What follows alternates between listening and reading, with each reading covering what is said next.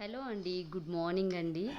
పనస పండు చూడండి ఎంత బాగుందో. అసలు పక్కింటి వాళ్ళు ఇచ్చారండి. చాలా బాగుంటుంది, ఎంతో టేస్టీగా ఉంటుందని చెప్పేసి కట్ చేసాము. అదేంట్రా అంటే అది ఎక్కడెక్కడో కొన్ని ఏమో స్వీట్గా ఉన్నాయి, మిగతాది మొత్తం చప్పగా ఉన్నాయి. వాళ్ళేమో పాపం కష్టపడి తిప్పలు పడి తీస్తున్నారండి. మాకైతే పండు మేము కోసింది ఏం లేదు, తెచ్చాంలే చాలాసార్లు.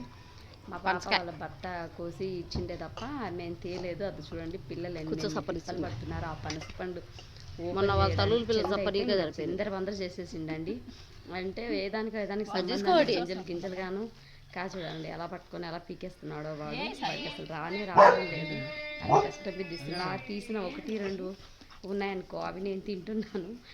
పక్కన వదిన అందరం కూర్చొని తింటున్నాం. వాళ్ళు నవ్వుతున్నారు. ఇంకా అవి ఏంటో రావట్లేదని. అది కాకుండా జిగురు అండి చేతులకి అంతా, మొత్తం చేతులంతా పూసేసుకున్నారు. ఆ జిగురు పోవడానికి లేదండి, చప్పగా తీసుకు తిను. ఎక్కడైనా సరే తీయగా ఉండంగా చూసా నేను. పనస పండు కూడా చప్ప పండ్లు ఉంటాయి అనేది నాకు ఫస్ట్ టైం తెలిసింది.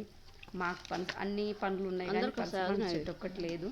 అది కూడా చిన్నది, సరిగా రావట్లేదు, అది ఎదగడం లేదు సరిగా ఇక్కడ ఆ చెట్లు. ఇదే మాగిన వాసన వస్తుంది. ఇంకా మా పెద్దోడు అయితే కొంచెం ట్రై చేసి అన్ని తీసుకెళ్తున్నాడు కానీ మా చంద్ర అయితే చేతగాక పక్కన పడేస్తున్నాడు. మామూలు జోక్ కాదండి అసలు. ఆ పనస పండు తోటి నేనేమో కూర్చొని తింటున్నా, నన్ను ఎక్కిరిస్తున్నారు కూర్చొని.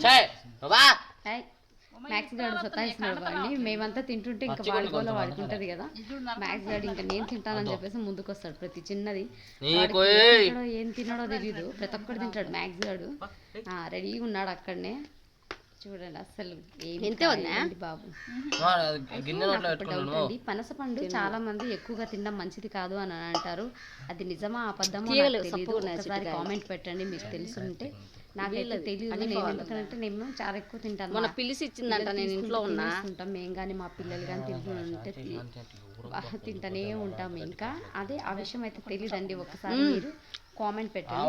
పనస పండు ఎక్కువ తినచ్చినా తినకూడదా కామెంట్ బాక్స్ లో కామెంట్ పెట్టండి. నాకు తెలియక మేమైతే కాదు వాళ్ళంతా తినరు, నేనే ఎక్కువ తింటాను.